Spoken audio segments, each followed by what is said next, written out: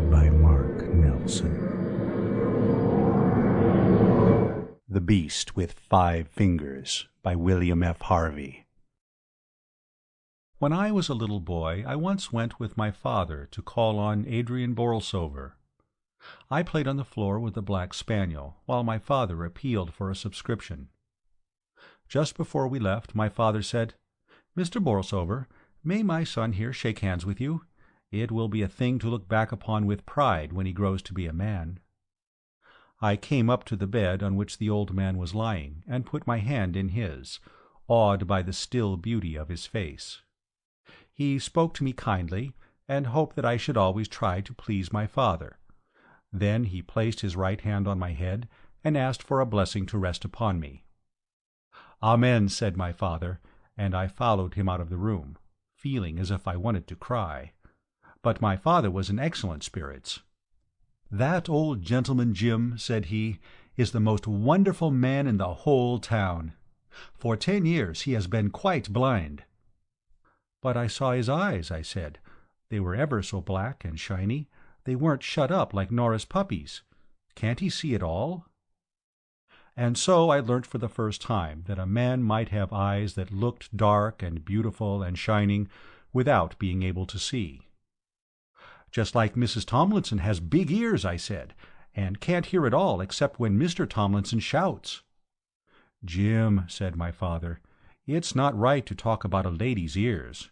Remember what Mr. Borlsover said about pleasing me and being a good boy." That was the only time I saw Adrian Borlsover. I soon forgot about him and the hand which he laid in blessing on my head. But for a week I prayed that those dark, tender eyes might see. "His spaniel may have puppies," I said in my prayers, "and he will never be able to see how funny they look with their eyes all closed up. Please, let old Mr. Borlsover see." Adrian Borlsover, as my father had said, was a wonderful man. He came of an eccentric family.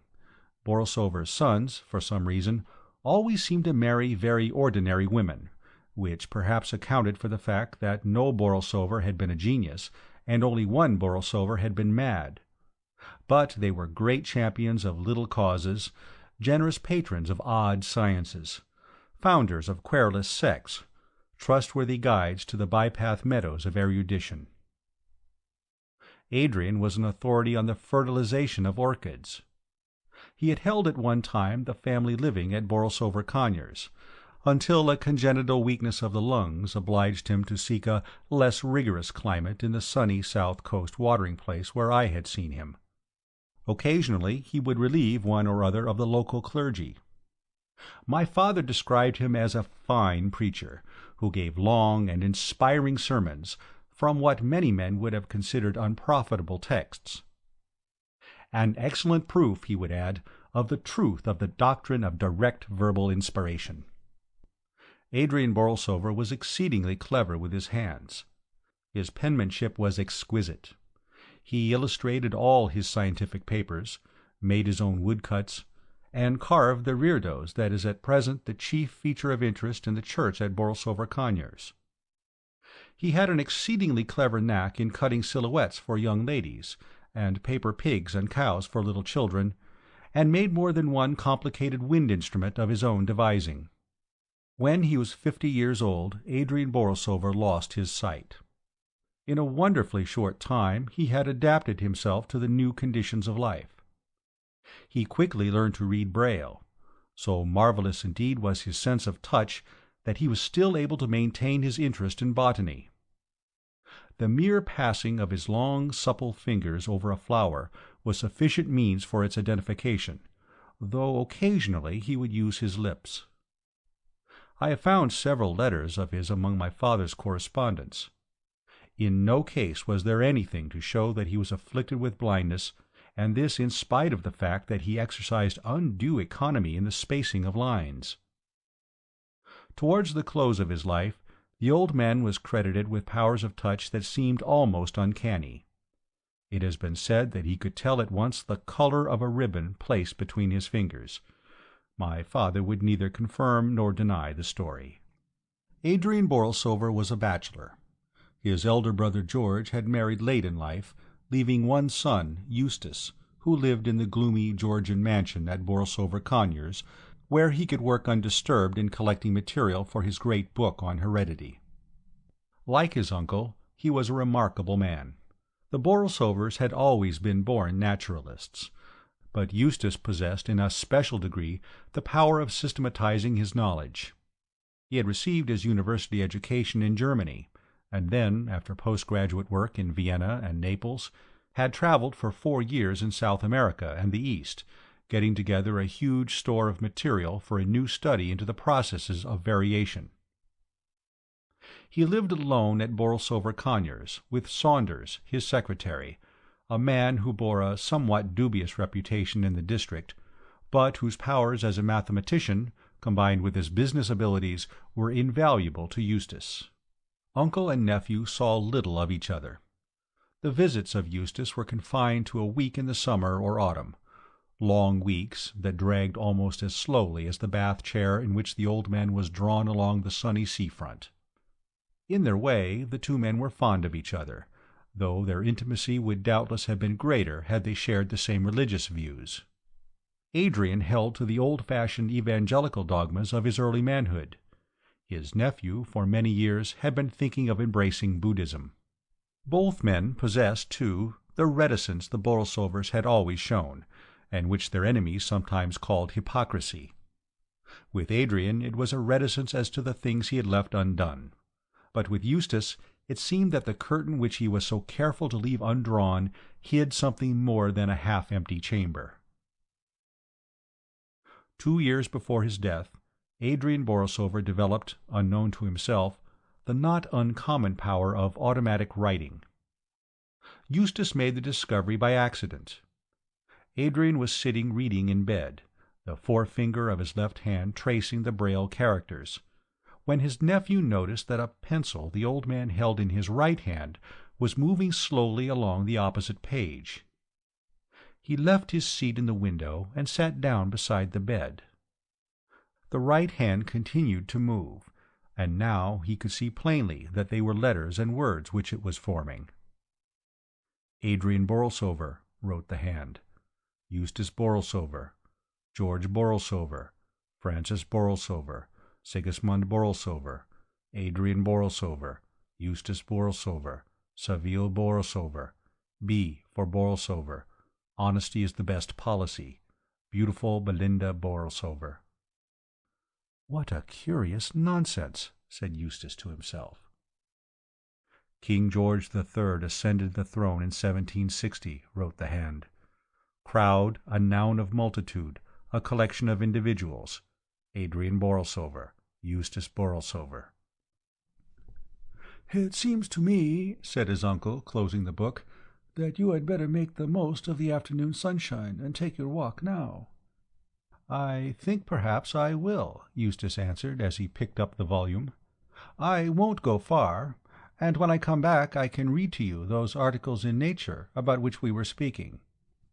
He went along the promenade, but stopped at the first shelter, and seating himself in the corner best protected from the wind, he examined the book at leisure.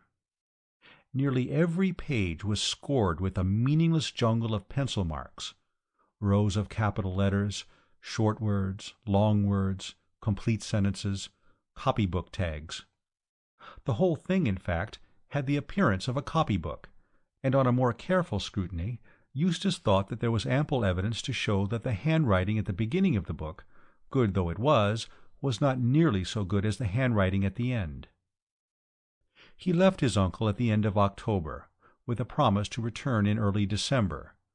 It seemed to him quite clear that the old man's power of automatic writing was developing rapidly, and for the first time he looked forward to a visit that combined duty with interest.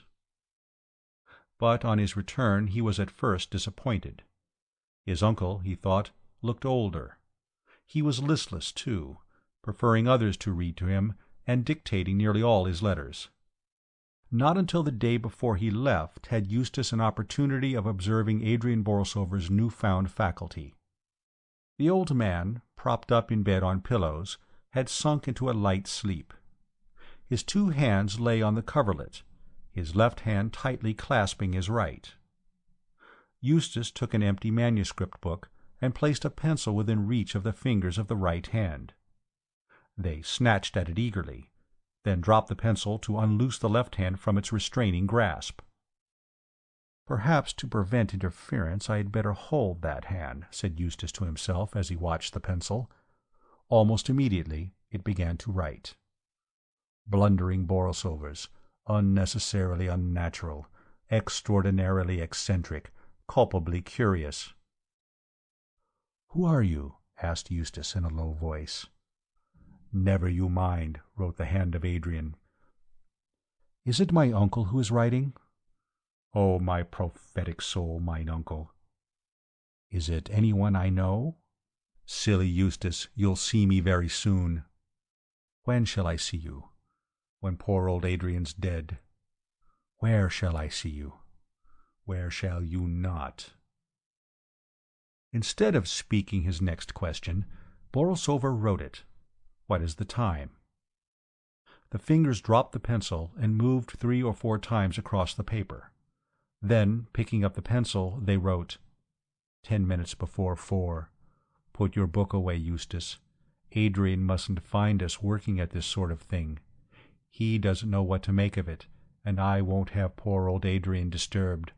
Au revoir." Adrian Borlsover awoke with a start.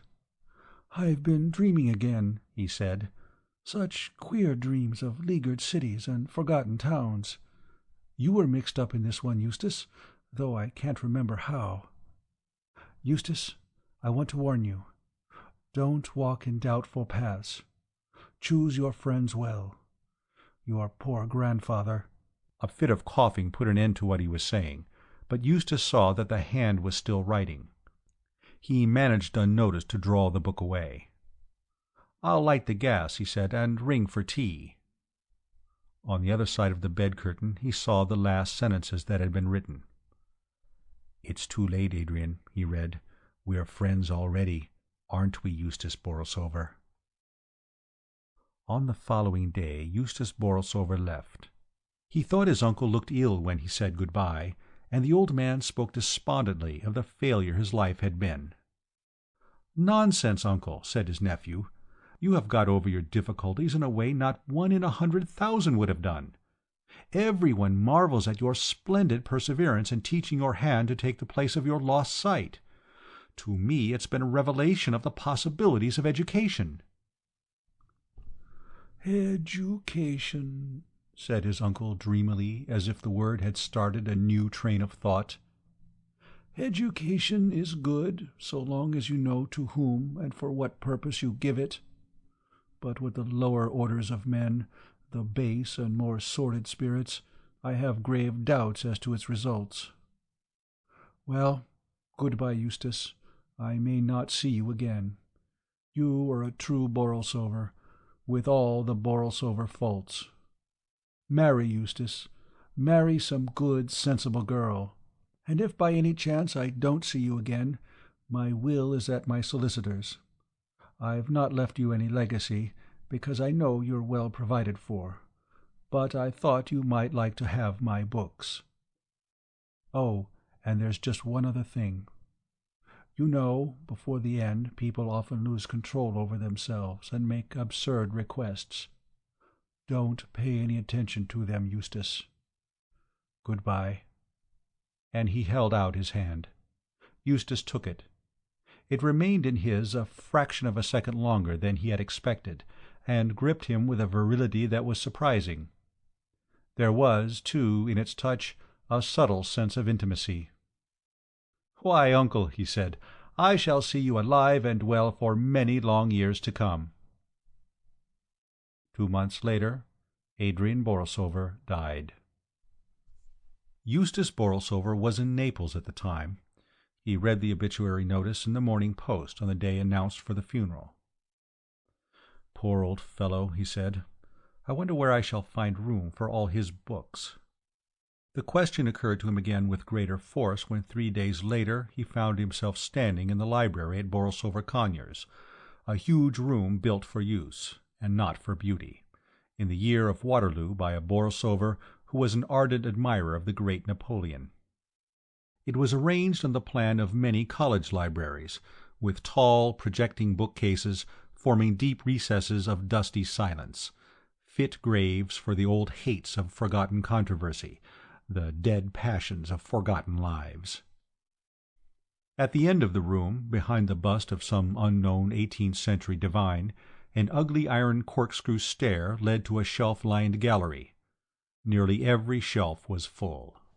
"I must talk to Saunders about it," said Eustace. "I suppose that it will be necessary to have the billiard-room fitted up with bookcases." The two men met for the first time after many weeks in the dining-room that evening. "Hullo," said Eustace, standing before the fire with his hands in his pockets. "How goes the world, Saunders? Why these dress togs?" He himself was wearing an old shooting-jacket. He did not believe in mourning, as he had told his uncle on his last visit, and though he usually went in for quiet-colored ties, he wore this evening one of an ugly red, in order to shock Morton the butler, and to make them thrash out the whole question of mourning for themselves in the servants' hall. Eustace was a true Borlsover. "The world," said Saunders, "goes the same as usual, confoundedly slow. These dress togs are accounted for by an invitation from Captain Lockwood to bridge." "How are you getting there?" "I've told your coachman to drive me in your carriage. Any objection?" "Oh, dear me, no. We've had all things in common for far too many years for me to raise objections at this hour of the day." "You'll find your correspondence in the library," went on Saunders. "Most of it I've seen to. There are a few private letters I haven't opened. There's also a box with a rat or something inside it that came by the evening post. Very likely it's the six-toed albino. I didn't look because I didn't want to mess up my things, but I should gather from the way it's jumping about that it's pretty hungry." "Oh, I'll see to it," said Eustace, "while you and the captain earn an honest penny." Dinner over and Saunders gone, Eustace went into the library. Though the fire had been lit, the room was by no means cheerful. "We'll have all the lights on, at any rate," he said, as he turned the switches. "And Morton," he added, when the butler brought the coffee, "get me a screwdriver or something to undo this box. Whatever the animal is, he's kicking up a deuce of a row. What is it? Why are you dawdling?" "If you please, sir, when the postman brought it, he told me that they'd bored the holes in the lid at the post-office. There were no breathing holes in the lid, sir, and they didn't want the animal to die. That is all, sir." "It's culpably careless of the man, whoever he was," said Eustace, as he removed the screws, "packing an animal like this in a wooden box with no means of getting air. Confound it all, I meant to ask Morton to bring me a cage to put it in. Now I suppose I shall have to get one myself."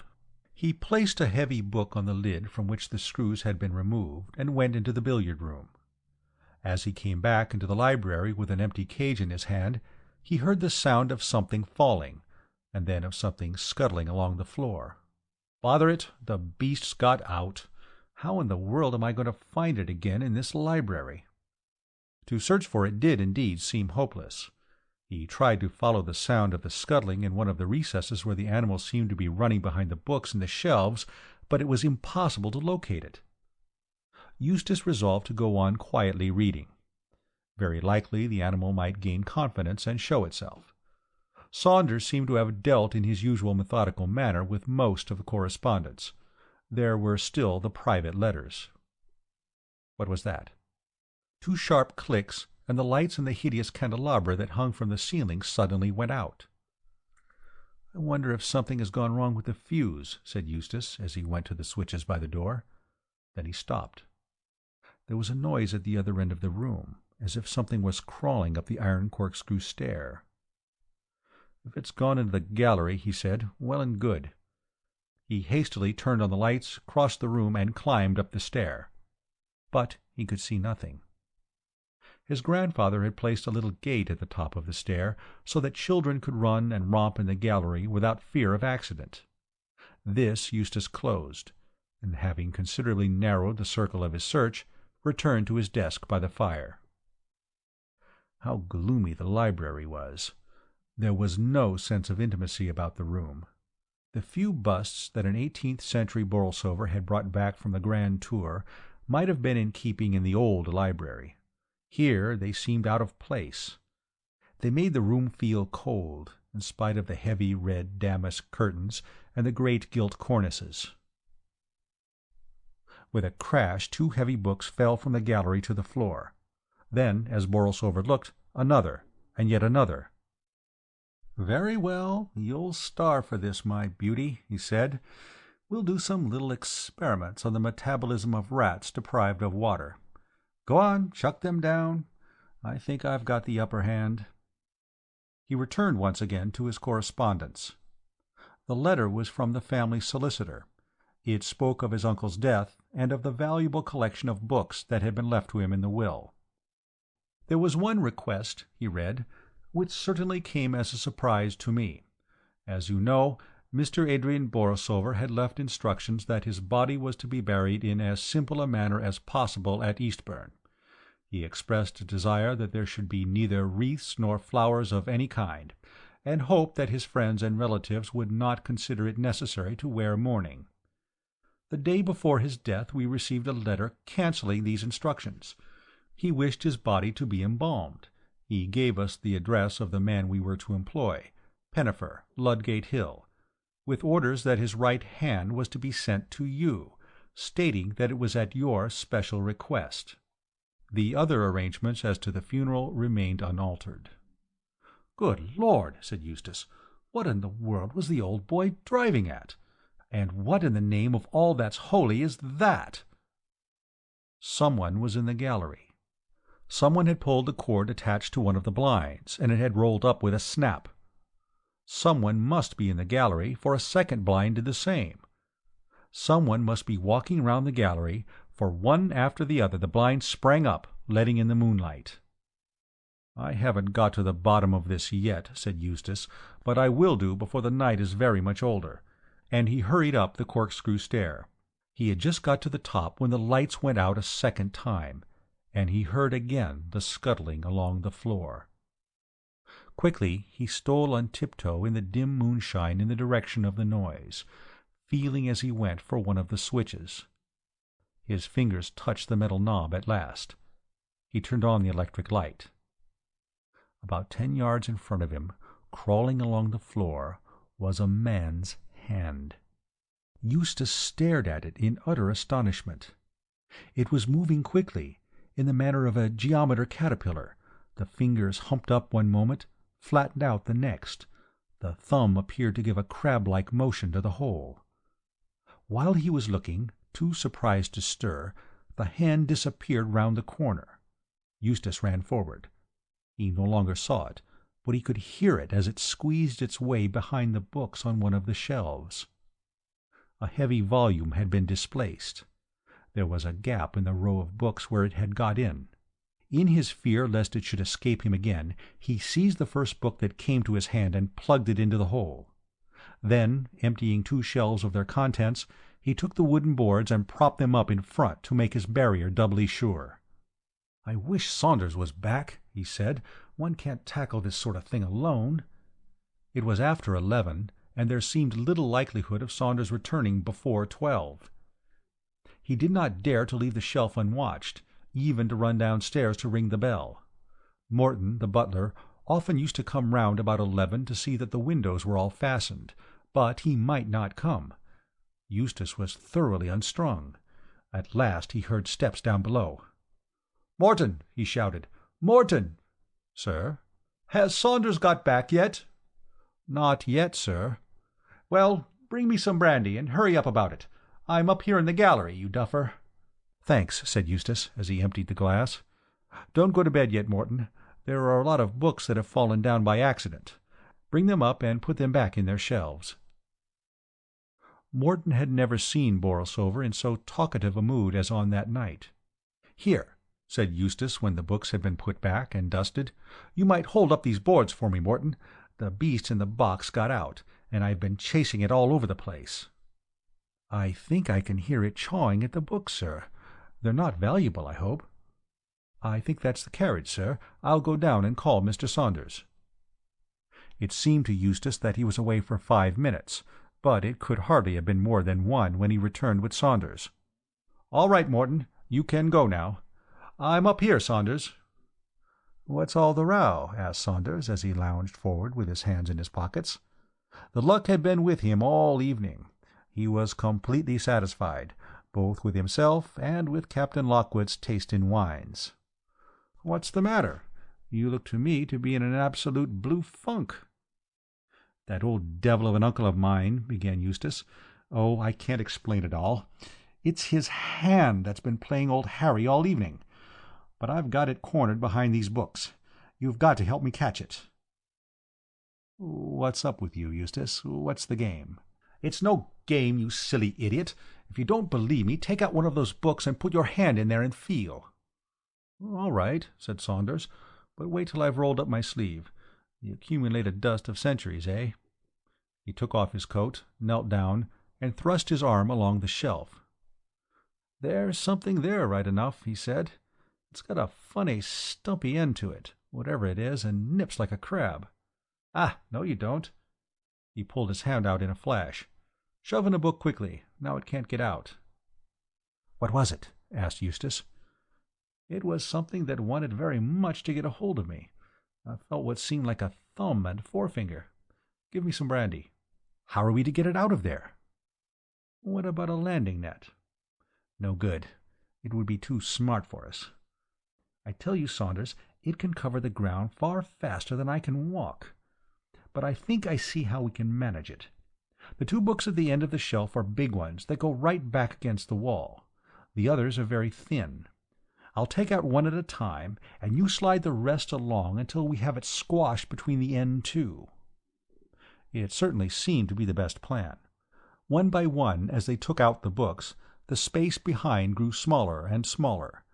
There was something in it that was certainly very much alive. Once they caught sight of fingers pressing outward for a way of escape. At last they had it pressed between the 2 big books. "There's muscle there, if there isn't flesh and blood," said Saunders, as he held them together. "It seems to be a hand right enough, too.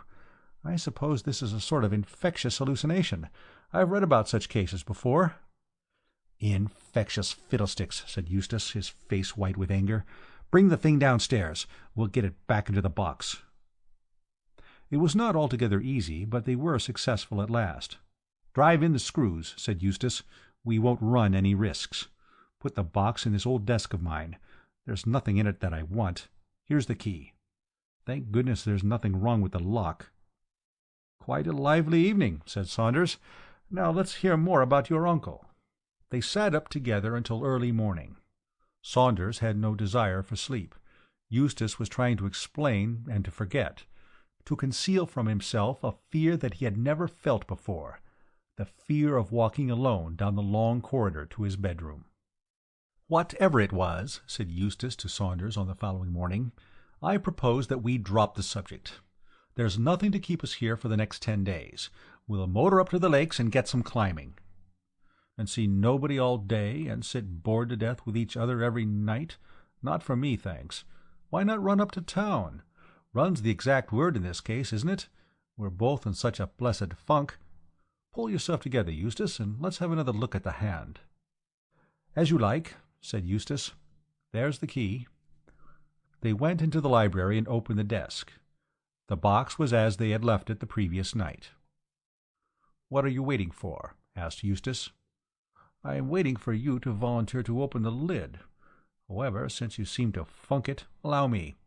There doesn't seem to be any likelihood of any rumpus this morning, at all events." He opened the lid and picked out the hand. "Cold?" asked Eustace. "Tepid. A bit below blood heat by the feel. Soft and supple, too. If it's the embalming, it's a sort of embalming I've never seen before. Is it your uncle's hand?" "Oh, yes, it's his all right," said Eustace. "I should know those long, thin fingers anywhere. Put it back in the box, Saunders. Never mind about the screws. I'll lock the desk so that there'll be no chance of its getting out. We'll compromise by motoring up to town for a week. If we get off soon after lunch, we ought to be at Grantham or Stamford by night." "Right," said Saunders. "And tomorrow—oh, well, by tomorrow we shall have forgotten all about this beastly thing." If when the morrow came they had not forgotten, it was certainly true that at the end of the week they were able to tell a very vivid ghost story at the little supper Eustace gave on Halloween. "You don't want us to believe that it's true, Mr. Borlsover. How perfectly awful!" "I'll take my oath on it, and so would Saunders here, wouldn't you, old chap?" "Any number of oaths," said Saunders. "It was a long, thin hand, you know, and it gripped me just like that." "Don't, Mr. Saunders, don't! How perfectly horrid! Now tell us another one, do, only a really creepy one, please." "Here's a pretty mess," said Eustace on the following day as he threw a letter across the table to Saunders. "It's your affair, though. Mrs. Merritt, if I understand it, gives a month's notice." "Oh, that's quite absurd on Mrs. Merritt's part," Saunders replied. "She doesn't know what she's talking about. Let's see what it says." "Dear Sir," he read, "this is to let you know that I must give you a month's notice as from Tuesday the 13th. For a long time I felt the place too big for me, but when Jane Parfitt and Emma Laidlaw go off with scarcely as much as an if you please, after frightening the wits out of the other girls, so they can't turn out a room by themselves, or walk alone down the stairs for fear of treading on half-frozen toads, or hearing it run along the passages at night, all I can say is that it's no place for me. So I must ask you, Mr. Borlsover, sir, to find a new housekeeper that has no objection to large and lonely houses, which some people do say, not that I believe them for a minute, my poor mother always having been a Wesleyan, are haunted. Yours faithfully, Elizabeth Merritt. P.S. I should be obliged if you would give my respects to Mr. Saunders. I hope that he won't run no risks with his cold." "Saunders," said Eustace, "you've always had a wonderful way with you in dealing with servants. You mustn't let poor old Merritt go." "Of course she shan't go," said Saunders. "She's probably only angling for a rise in salary. I'll write to her this morning." "No, there's nothing like a personal interview. We've had enough of town. We'll go back tomorrow, and you must work your cold for all it's worth. Don't forget that it's got onto the chest, and will require weeks of feeding up and nursing." "All right. I think I can manage Mrs. Merritt." But Mrs. Merritt was more obstinate than he had thought. She was very sorry to hear of Mr. Saunders's cold, and how he lay awake all night in London coughing. Very sorry indeed. She'd change his room for him gladly, and get the south room aired. And wouldn't he have a basin of hot bread and milk last thing at night? But she was afraid that she would have to leave at the end of the month. "Try her with an increase of salary," was the advice of Eustace. It was no use. Mrs. Merritt was obdurate, though she knew of a Mrs. Handyside who had been housekeeper to Lord Gargrave, who might be glad to come at the salary mentioned. "What's the matter with servants, Morton?" asked Eustace that evening when he brought the coffee into the library. "What's all this about Mrs. Merritt wanting to leave?" "If you please, sir, I was going to mention it myself. I have a confession to make, sir. When I found your note asking me to open that desk and take out the box with the rat, I broke the lock as you told me, and was glad to do it, because I could hear the animal in the box making a great noise, and I thought it wanted food. So I took out the box, sir, and got a cage, and was going to transfer it, when the animal got away." "What in the world are you talking about? I never wrote any such note." "Excuse me, sir. It was the note I picked up here on the floor on the day you and Mr. Saunders left. I have it in my pocket now." It certainly seemed to be in Eustace's handwriting. It was written in pencil, and began somewhat abruptly. "Get a hammer, Morton," he read, "or some other tool, and break open the lock in the old desk in the library. Take out the box that is inside. You need not do anything else. The lid is already open. Eustace Borlsover." "And you opened the desk?" "Yes, sir, and I was getting the cage ready when the animal hopped out." "What animal?" "The animal inside the box, sir." "What did it look like?" "Well, sir, I couldn't tell you," said Morton nervously. "My back was turned, and it was halfway down the room when I looked up." "What was its color?" asked Saunders. "Black?" "Oh, no, sir, a grayish-white. It crept along in a very funny way, sir.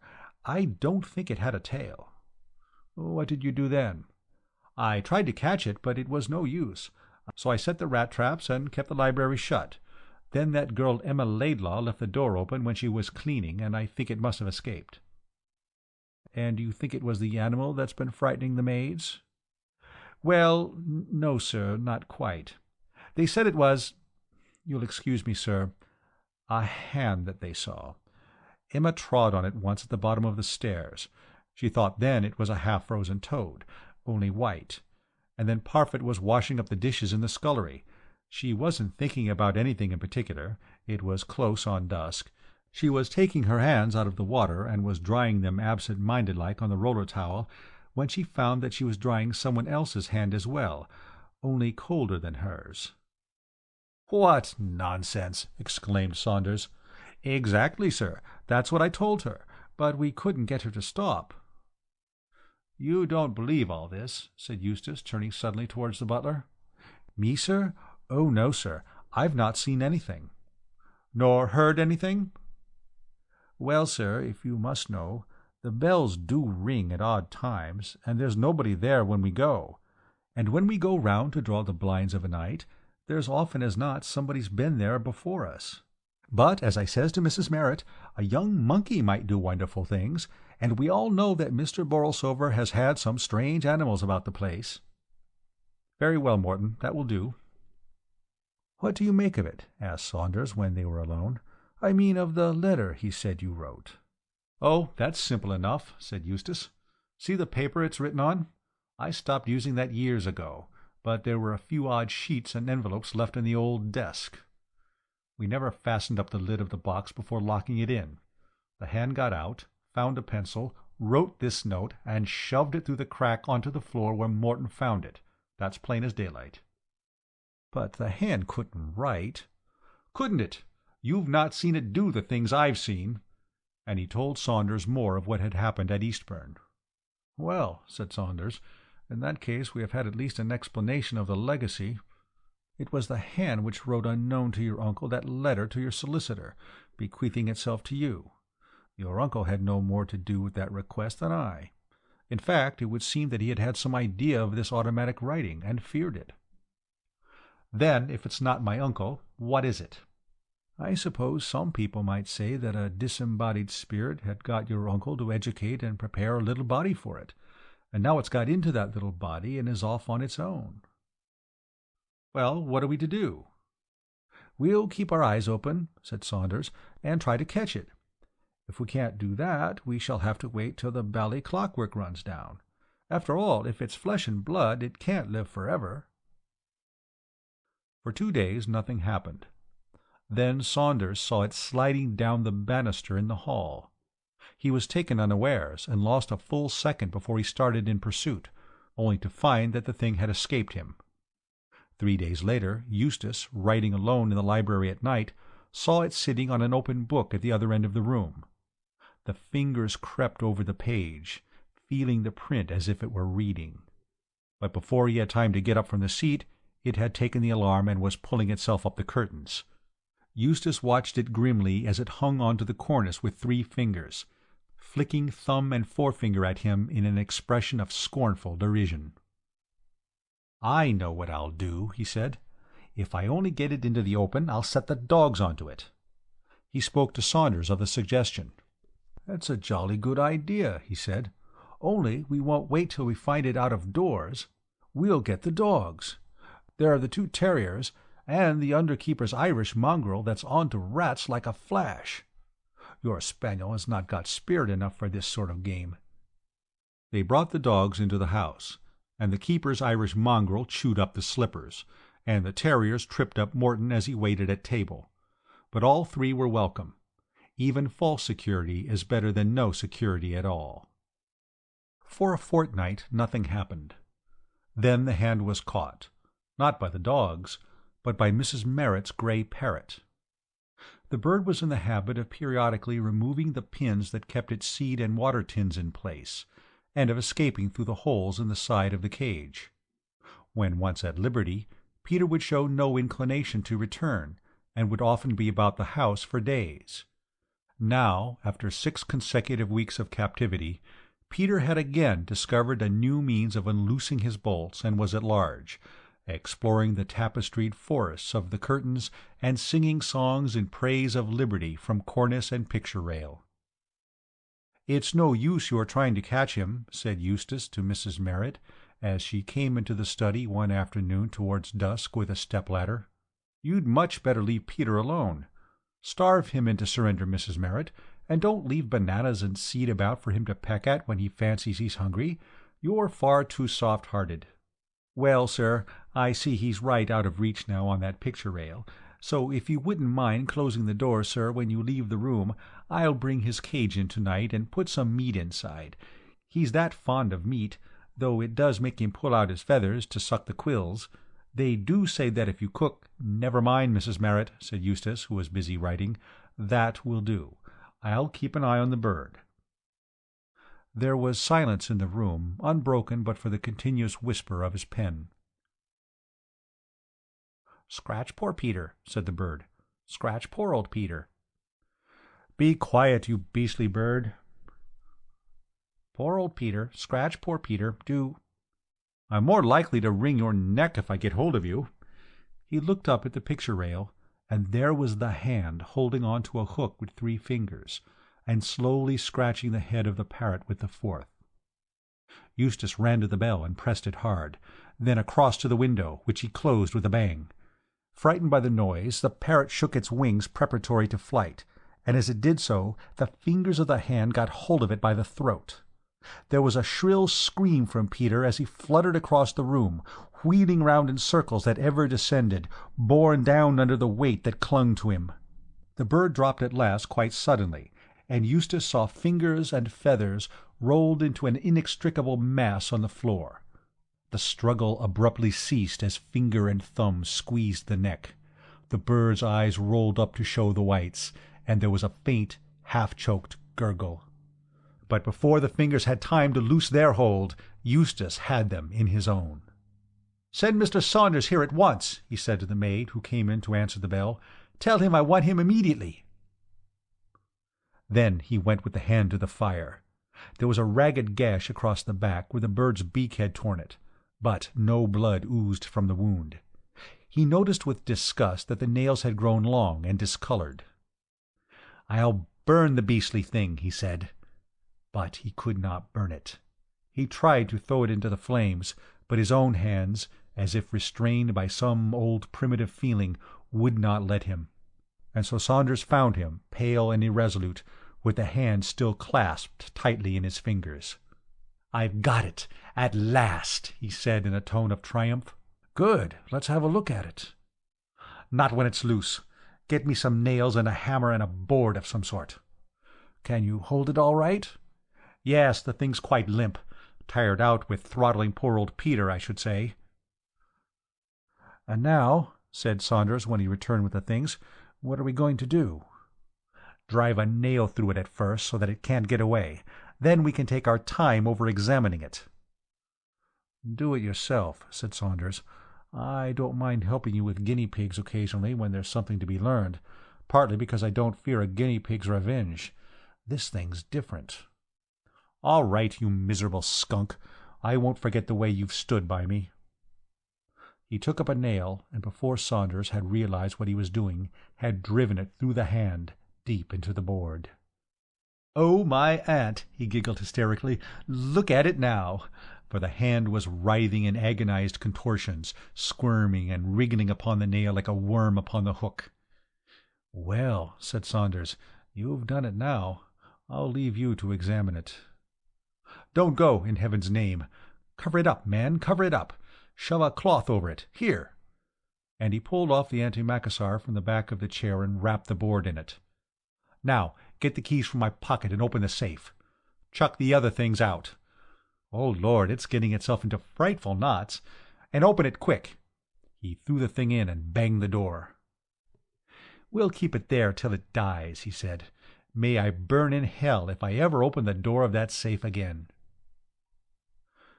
Mrs. Merritt departed at the end of the month. Her successor certainly was more successful in the management of the servants. Early in her rule she declared that she would stand no nonsense, and gossip soon withered and died. Eustace Borlsover went back to his old way of life. Old habits crept over and covered his new experience. He was, if anything, less morose, and showed a greater inclination to take his natural part in country society. "I shouldn't be surprised if he marries one of these days," said Saunders. "Well, I'm in no hurry for such an event. I know Eustace far too well for the future Mrs. Borlsover to like me. It will be the same old story again. A long friendship slowly made, marriage, and a long friendship quickly forgotten." But Eustace Borlsover did not follow the advice of his uncle and marry. He was too fond of old slippers and tobacco. The cooking, too, under Mrs. Handyside's management was excellent, and she seemed, too, to have a heaven-sent faculty in knowing when to stop dusting. Little by little the old life resumed its old power. Then came the burglary. The men, it was said, broke into the house by way of the conservatory. It was really little more than an attempt, for they had only succeeded in carrying away a few pieces of plate from the pantry. The safe in the study was certainly found open and empty, but, as Mr. Borlsover informed the police inspector, he had kept nothing of value in it during the last 6 months.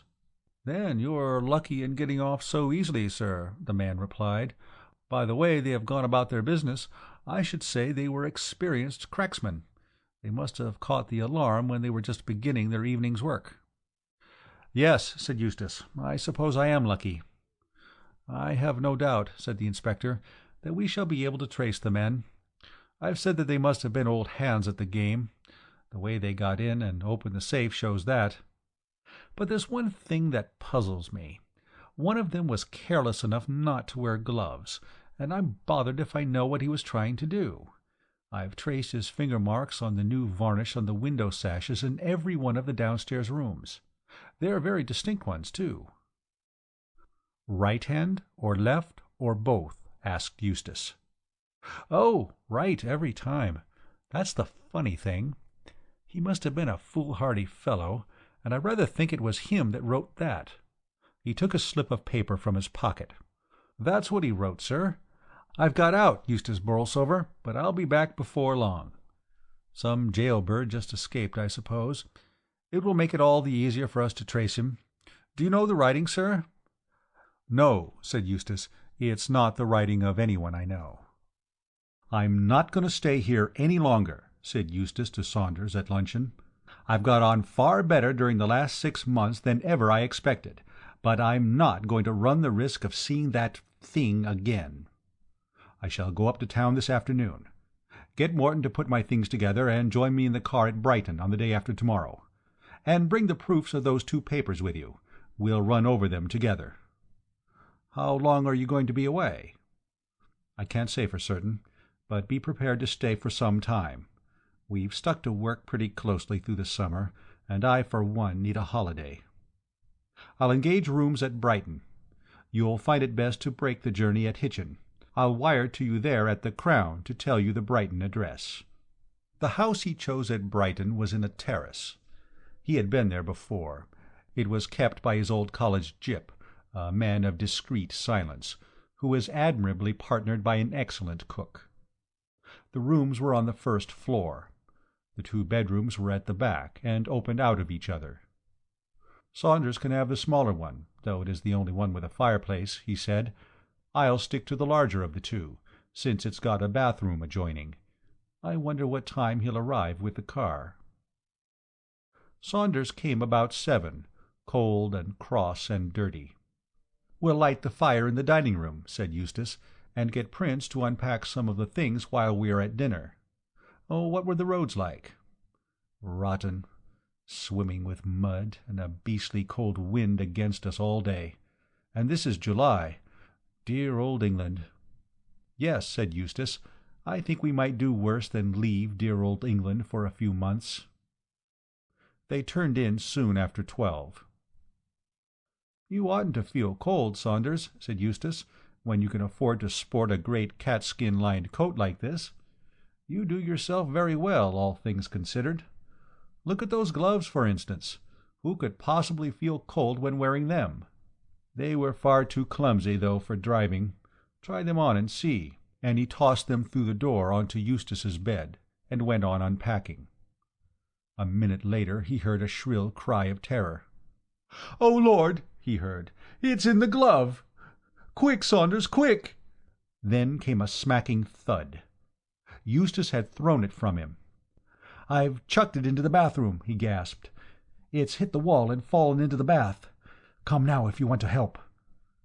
Saunders, with a lighted candle in his hand, looked over the edge of the bath.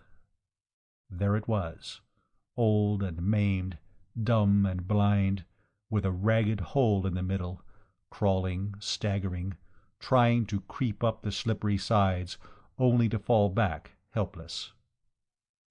"Stay there," said Saunders. "I'll empty a collar box or something, and we'll jam it in. It can't get out while I'm away." "Yes, it can," shouted Eustace. "It's getting out now. It's climbing up the plug chain. No, you brute, you filthy brute, you don't. Come back, Saunders. It's getting away from me. I can't hold it. It's all slippery. Curse its claw. Shut the window, you idiot. The top, too, as well as the bottom. You utter idiot, it got out." There was the sound of something dropping onto the hard flagstones below, and Eustace fell back, fainting. For a fortnight he was ill. "I don't know what to make of it," the doctor said to Saunders. "I can only suppose that Mr. Borlsover has suffered some great emotional shock. You had better let me send someone to help you nurse him, and by all means indulge that whim of his never to be left alone in the dark. I would keep a light burning all night if I were you. But he must have more fresh air. It's perfectly absurd, this hatred of open windows." Eustace, however, would have no one with him but Saunders. "I don't want the other men," he said. "They'd smuggle it in somehow. I know they would." "Don't worry about it, old chap. This sort of thing can't go on indefinitely. You know I saw it this time as well as you. It wasn't half so active. It won't go on living much longer, especially after that fall. I heard it hit the flags myself. As soon as you're a bit stronger, we'll leave this place. Not bag and baggage, but with only the clothes on our backs, so that it won't be able to hide anywhere. We'll escape it that way. We won't give any address, and we won't have any parcels sent after us. Cheer up, Eustace. You will be well enough to leave in a day or two. The doctor says I can take you out in a chair tomorrow." "What have I done?" asked Eustace. "Why does it come after me? I'm no worse than other men. I'm no worse than you, Saunders. You know I'm not. It was you who were at the bottom of that dirty business in San Diego, and that was 15 years ago." "It's not that, of course," said Saunders. "We are in the 20th century, and even the parsons have dropped the idea of your old sins finding you out. Before you caught the hand in the library, it was filled with pure malevolence, to you and all mankind. After you spiked it through with that nail, it naturally forgot about other people and concentrated its attention on you. It was shut up in the safe, you know, for nearly 6 months. That gives plenty of time for thinking of revenge." Eustace Borlsover would not leave his room, but he thought there might be something in Saunders' suggestion to leave Brighton without notice. He began rapidly to regain his strength. "We'll go on the 1st of September," he said. The evening of August 31st was oppressively warm. Though at midday the windows had been wide open, they had been shut an hour or so before dusk. Mrs. Prince had long since ceased to wonder at the strange habits of the gentlemen on the first floor. Soon after their arrival she had been told to take down the heavy window curtains in the 2 bedrooms, and day by day the rooms had seemed to grow more bare. Nothing was left lying about. "Mr. Borlsover doesn't like to have any place where dirt can collect," Saunders had said as an excuse. "He likes to see into all the corners of the room." "Couldn't I open the window just a little?" he said to Eustace that evening. "We're simply roasting in here, you know." "No, leave well alone. We're not a couple of boarding-school misses fresh from a course of hygiene lectures. Get the chessboard out." They sat down and played. At 10 o'clock Mrs. Prince came to the door with a note. "I am sorry I didn't bring it before," she said, "but it was left in the letter-box." "Open it, Saunders, and see if it wants answering." It was very brief. There was neither address nor signature. "Will 11 o'clock tonight be suitable for our last appointment?" "Who is it from?" asked Borlsover. "It was meant for me," said Saunders. "There's no answer, Mrs. Prince," and he put the paper into his pocket. "A dunning letter from a tailor. I suppose he must have got wind of our leaving." It was a clever lie, and Eustace asked no more questions. They went on with their game. On the landing outside, Saunders could hear the grandfather's clock whispering the seconds, blurting out the quarter hours. "Check," said Eustace. The clock struck 11. At the same time there was a gentle knocking on the door. It seemed to come from the bottom panel. "Who's there?" asked Eustace. There was no answer. "Mrs. Prince, is that you?" "She's up above," said Saunders. "I can hear her walking about the room." "Then lock the door. Bolt it too. Your move, Saunders." While Saunders sat with his eyes on the chessboard, Eustace walked over to the window and examined the fastenings. He did the same in Saunders's room and the bathroom. There were no doors between the 3 rooms, or he would have shut and locked them too. "Now, Saunders," he said, "don't stay all night over your move. I've had time to smoke 1 cigarette already. It's bad to keep an invalid waiting. There's only one possible thing for you to do." "What was that?" "The ivy blowing against the window.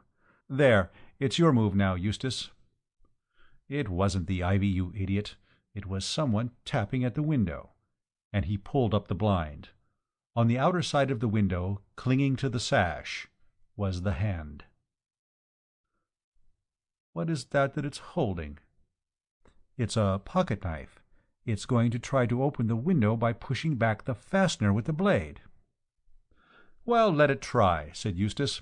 "Those fasteners screw down. They can't be opened that way. Anyhow, we'll close the shutters. It's your move, Saunders. I've played." But Saunders found it impossible to fix his attention on the game. He could not understand Eustace, who seemed all at once to have lost his fear. "What do you say to some wine?" he asked. "You seem to be taking things coolly, but I don't mind confessing that I'm in a blessed funk." "You've no need to be. There's nothing supernatural about that hand, Saunders. I mean, it seems to be governed by the laws of time and space. It's not the sort of thing that vanishes into thin air or slides through oaken doors. And since that's so, I defy it to get in here.